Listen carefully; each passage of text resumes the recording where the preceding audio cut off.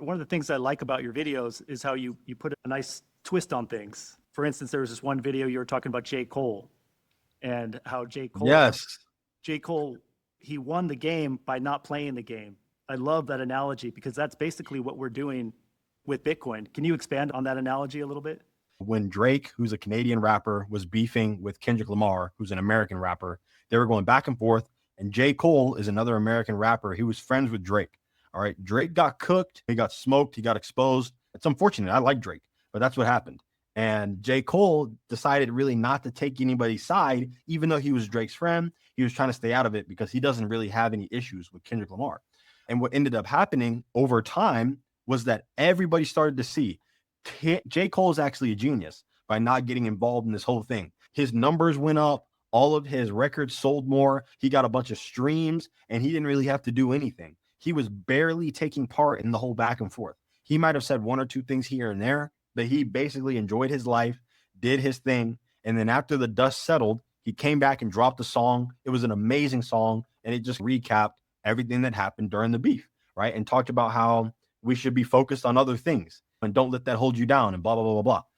It was an uplifting message, and he was able to eat off of the situation. So J. Cole won the game by not playing. All right. He basically put nothing at stake, and he went ahead and he came up off of the fact that he stayed out of it. Everyone was still saying his name. Everybody was still looking to him. Oh, is he going to say this? Is he going to drop that? He was still getting a lot of attention and notoriety, even though he wasn't involved directly. And then when he did get involved, he was able to eat off it more without stirring the pot and reactivating everything. Bitcoin is a system that operates outside of all of the noise, right? Bitcoin is pure signal. So when we're focusing on Bitcoin issues, if we're talking about Bitcoin topics, if we're utilizing Bitcoin, what we're doing is we're focusing on a system that is outside of all of the noise, right? There's so many different things going on in the world. I'm not saying that they're all irrelevant, but when you're a Bitcoiner, you are focused so much on the future of sound money and how much that means to humanity. Everything else seems pretty minute, right? Obviously, global wars like nuclear wars, that's an existential issue. That's something that, yeah, we should probably try to pay attention to. But another thing about Bitcoin is it makes you focus on what you can control, right? Like the truth is, all right, you can cope as much as you want. You cannot actually control whether or not nuclear war happens. You do not have that decision, right? You don't have that level of autonomy. Like you cannot stop that, unfortunately. It is what it is. That's just real life. That's the state of the world. But with Bitcoin, we have the ability to control our economic future, right? If we make it to that future, we get to control that, right? We get to actually take control of our destiny. That's why people like Jack Mallers and Michael Saylor say that Bitcoin is the new manifest destiny. All right. And I say Bitcoin is the new American dream, right? Because it allows you to do what you need to do because you're preserving your purchasing power. You have real money now, right? You don't have government issued utility tokens, AKA fiat, AKA US dollars. You know what I mean? It's operating outside of this system, right? It's not affected by a lot of the evil or selfish decisions that are made by a lot of these politicians who claim to have our best interest in mind, right? It's not operating within the confines of the government. It's operating outside the control of any government. All right. It's winning the game by not playing. That's basically what I was trying to say with that video. And I'm so happy that you watched that one. Thank you. That's a great one. Yeah, no, I absolutely loved it. And I think it's basically what us Bitcoiners are doing. There's no way to win in the fiat system.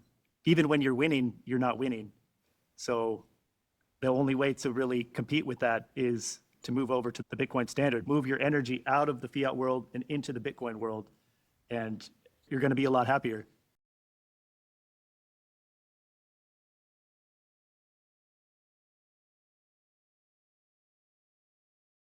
I hope that you enjoyed this episode of The Signal. In a world drowning in noise, signal is everything. Most people are overwhelmed, distracted, and deceived, not because they lack intelligence, but because they've lost the ability to discern what truly matters. But signal cuts through the noise, and Bitcoin is pure signal. It doesn't promise. It doesn't lie. It doesn't bend to opinion or propaganda. It just is. And as the world descends into even more chaos, distraction, and distortion, your ability to identify signal, to recognize what's real, true, and timeless will be one of your greatest assets. So stay sharp, stay sovereign, stay tuned, because here on the Signal, we don't follow trends, we follow truth. I'm Dr. Satoshi, and in a world of noise, we are the Signal.